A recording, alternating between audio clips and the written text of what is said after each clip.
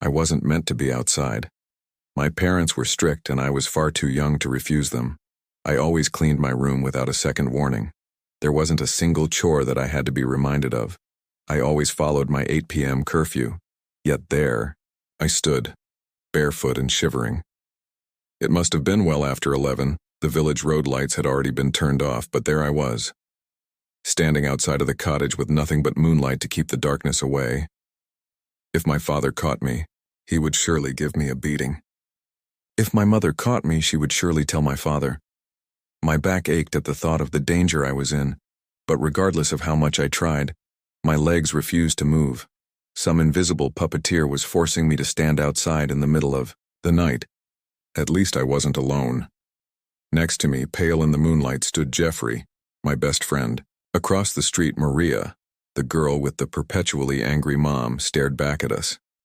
All of the village children were standing outside of their cottages, just as terrified as I was. I tried speaking to Jeffrey, and he tried speaking to me. Yet, when we opened our mouths, no words came out. All the children of the village stood by the road, their jaws snapping soundlessly, begging for help that would not come. Slowly, creeping with an echo through the valley, it came. Mr. Mobino's ice cream truck. Mr. Mobino was the only ice cream salesman who would come to the village. All the children loved him. The jingle of his ice cream truck would always herald in a moment of happiness into the monotony of rural life. His frozen treats would cheer us all up on the grayest of days. It wasn't just because of the ice cream that every single child would chase after his truck, though. We loved Mr. Mobino because he wasn't like the other adults in our lives. He smiled and laughed and told us interesting facts about lizards. Where our parents spoke of harsh winters and warned of slim harvests, Mr. Mobino made us excited about the world that we lived in. He made every day exciting. He made every day sweet. The ice cream truck jingle grew too close to be mistaken. For a moment I was certain that Mr. Mobino would jump out of the night and save us from whatever sleepwalking trance we had been lulled into. But when I finally saw the truck, all of my hopes of aid came crashing down. It wasn't the same truck I would wait for every afternoon. No, the truck that came riding through that village was completely different. Gone were the cheery ice cream advertisements and the calm blue paint of the truck. Instead, the truck was covered with pictures of bats and skeletons that looked like they were drawn by someone who hates children. The truck glowed in a sickly neon glow. It was almost as if it was surrounded by some horrid spores that fed on our fear. I didn't want to follow the truck. The sight of it made me so scared I wanted to scream. But I couldn't scream, and whatever puppeteer controlled my legs refused to acknowledge my fear. I found myself walking behind the truck. I was not alone. More and more children joined in as we followed the glowing machine to the edge of the village. They were all trying to scream. They all wanted to go back to the safety of their own homes. Yet none of us could resist the call of the neon green ice cream truck. Once we reached the edge of the village, the truck rode off into the nearby woods. Beneath the cover of trees, the moon and the stars disappeared.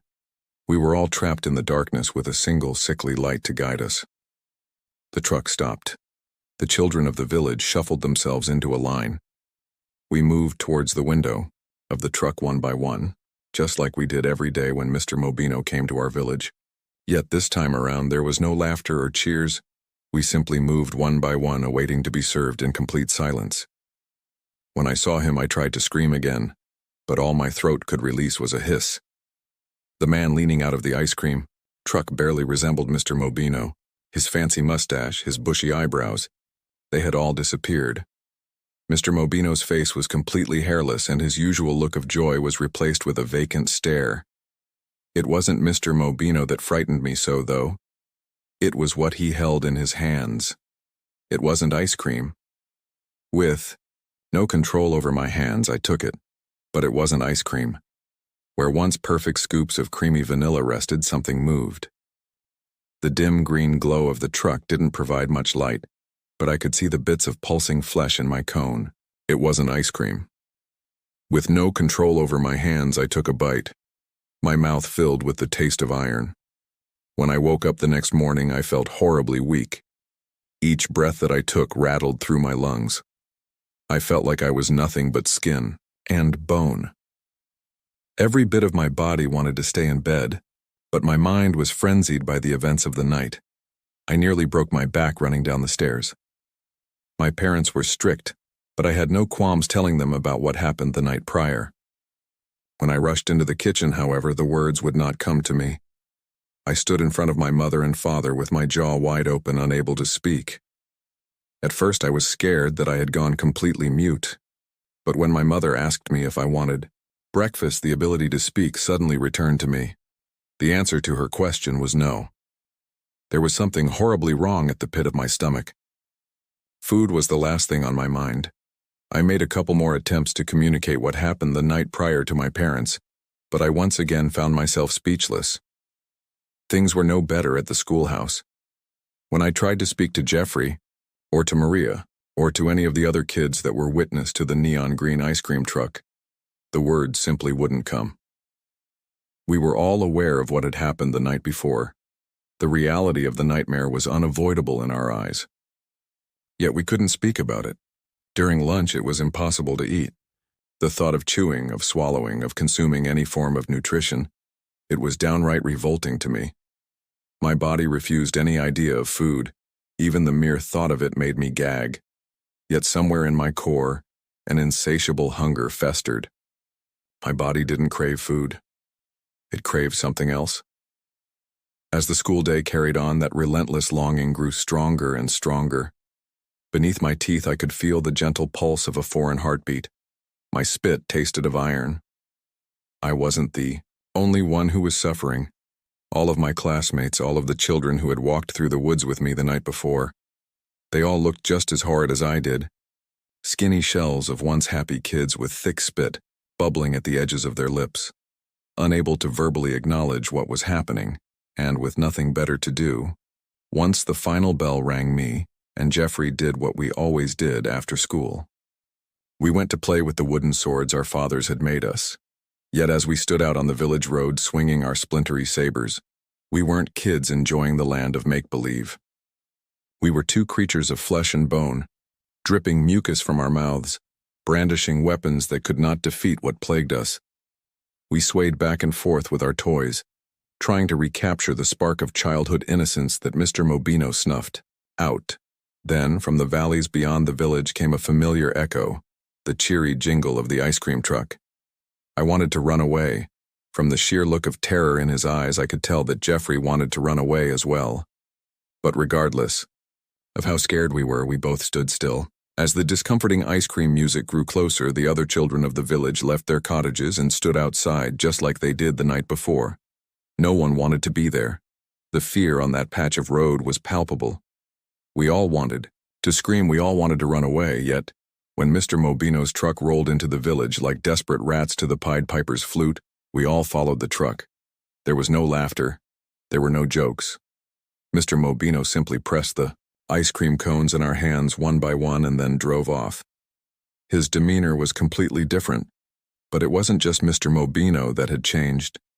On first glance, the ice cream looked just as creamy and delicious as it always had, but there was something wrong with it. My hands acted independent of my body. I had no choice in the matter of consuming the ice cream. Yet just as the frozen treat approached my dripping lips, I saw it. Beneath the flakes of ice and vanilla, the scoops of ice cream moved.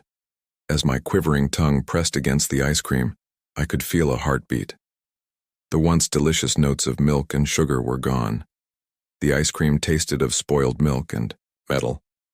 With each forced lick of the unsettling cone, the implacable craving that had been brewing in my chest disappeared.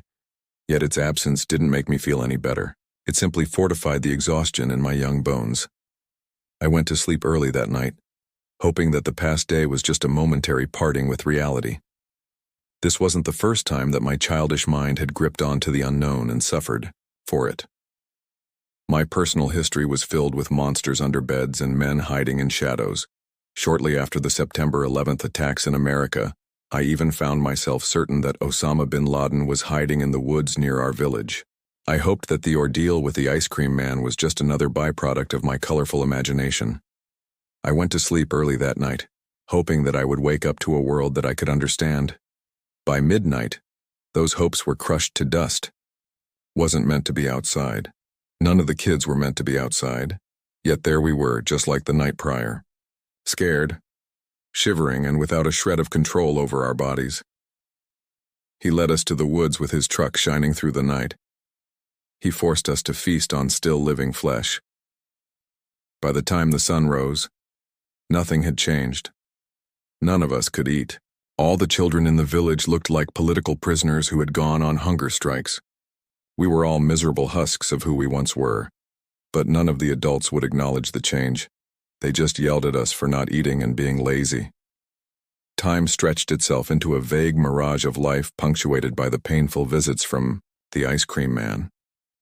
During the night he would feed us bloody flesh. During the day he would feed us flesh poorly disguised as ice cream.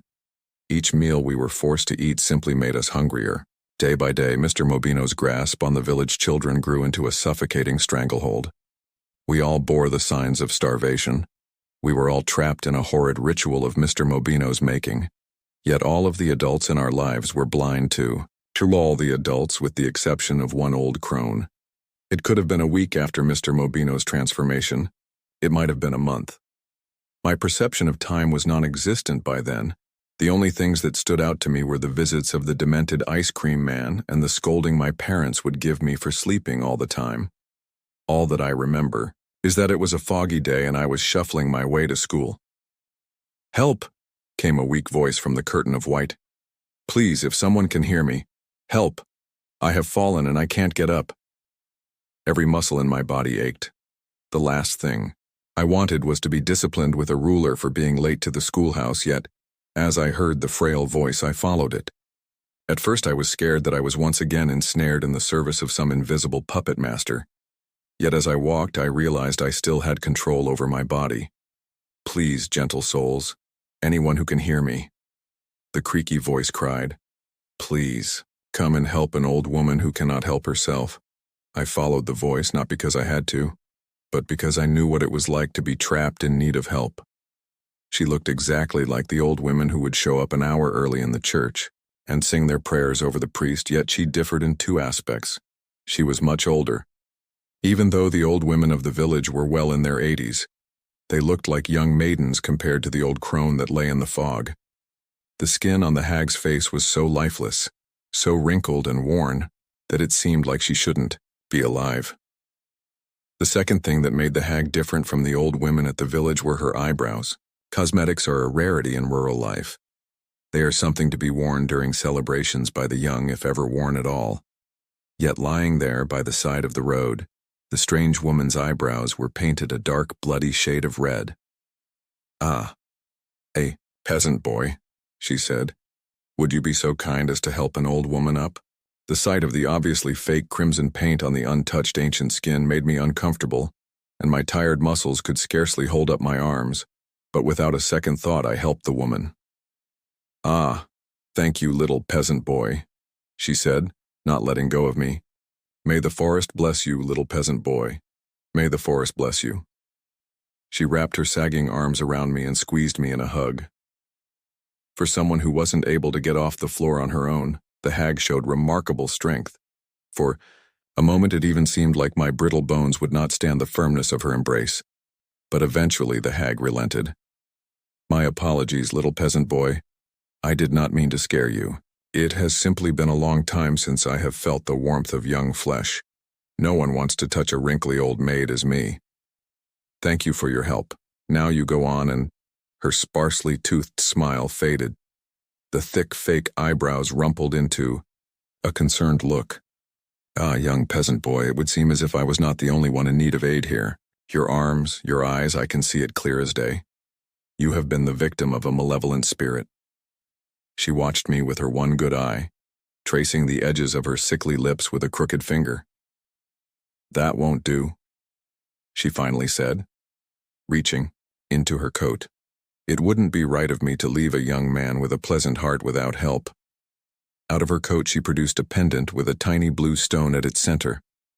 "Here, take this, little peasant boy, an amulet of my own making. It will shield you from the forces of evil. Put it on and you'll be protected from any spirit that might mean you harm." The old crone made me uncomfortable, but there was the gentlest hint of sweetness in her tone. Without thinking twice, I took the pendant and put it on. I wanted to thank her for her gift, but instead, I screamed.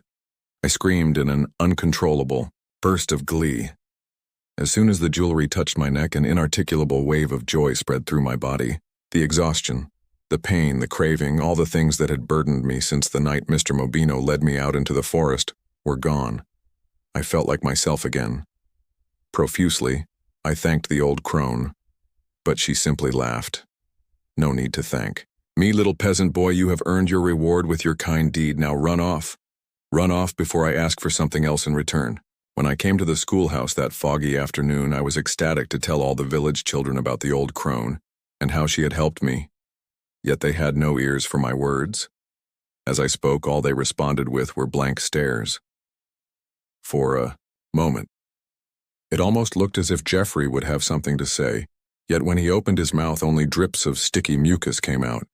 They were still wrapped up in whatever horrid curse that Mr. Mobino had laid upon them. The other village children couldn't celebrate with me in their current state, but I knew that would not last. I knew that with the help of the amulet, I would free them of the curse. During lunch, I was the only child who touched their food. I have never been a fan of the meals that the schoolhouse served. Yet with my taste back, with my appetite back, even the bland mashed potatoes tasted like heaven. Even though my body was under my own control once more and my skin no longer clung to my bones, I still felt weak from the weeks of starvation. I took a big lunch. I knew I would need my strength to defeat Mr. Mobino. That afternoon, I waited by my window with bated breath. The amulet had protected me from that horrible craving. It made me feel whole again, but I needed to be sure that I would be protected from whatever trance Mr. Mobino would put the village children into. I watched as all of my friends followed the ice cream truck to the edge of the village. I watched them all eat that pulsing flesh disguised as a frozen treat. I watched the village children suffer, safe in the knowledge that I would be able to help them. I went to sleep while the sun was up that day. I went to sleep early because I knew I would need all my energy to defeat Mr. Mobino. When the ice cream truck showed up again that night, I joined the procession of brainwashed kids as they marched into the forest. Even though my legs were full of energy and my mind was clear, I did my best to match the pace of the other children. When Mr. Mobino walked out of the truck to serve the ice cream, however, I snuck off into the darkness. As he handed out those bloody bits of poison, I snuck into the ice cream truck. I was far too young to know how to drive, but I had sat next to my father as he worked the tractor enough times to have a general idea of how to operate a vehicle. I took a deep breath and pressed my foot down on the gas pedal. Thud. I hit Mr. Mobino. Crack. The heavy ice cream truck made quick work of his bones. Thud. The job was finished. I pulled the handbrake and leaped out of the truck. I was expecting the rest of the village children to cheer for me. I did defeat the evil ice cream man that was forcing us to eat flesh after all. Yet they didn't. They didn't seem happy. They seemed confused. They were all looking at Mr. Mobino's body. He's dead, guys. Can't you see? I saved you all, I yelled. All the children looked much healthier than before, but they were still terrified. When he opened his mouth, a bunch of spit slid out, but eventually Jeffrey managed to speak. I don't think Mr. Mobino is dead. He wasn't. The ice cream man's body started to twitch.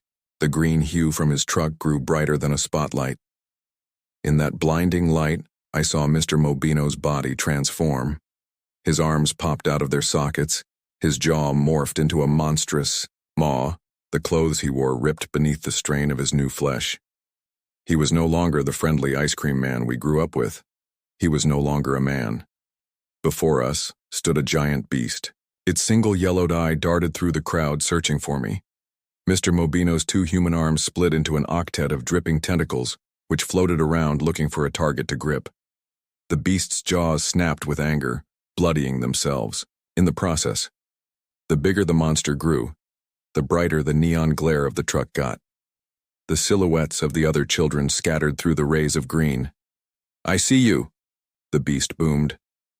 I see you, and you will pay for what you have done. If it wasn't for my big lunch, if it wasn't for the nap I took, I would not have been able to jump out of the way of the beast's lunge.